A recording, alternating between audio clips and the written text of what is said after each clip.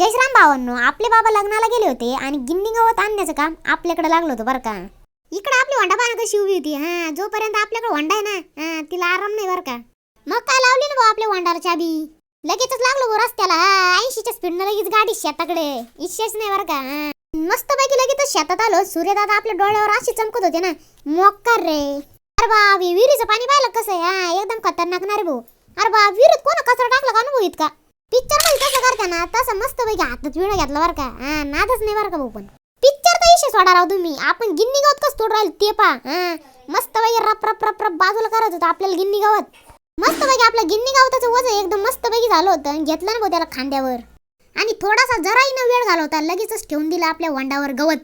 इकडं पाहिलं का आपला गहू. आत्ता कुठं आपल्या मेहनतीला थोडं फळ आलं होतं बरं का.